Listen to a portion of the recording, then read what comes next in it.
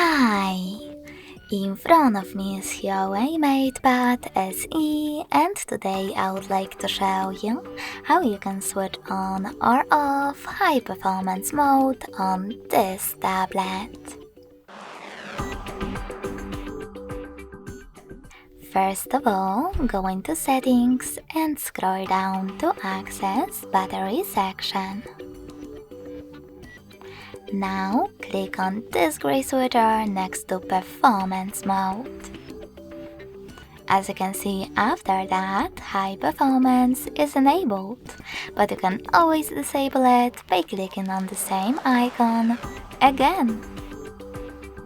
Thanks so much for watching. If you enjoyed this video, smash that like button, comment and subscribe. Bye!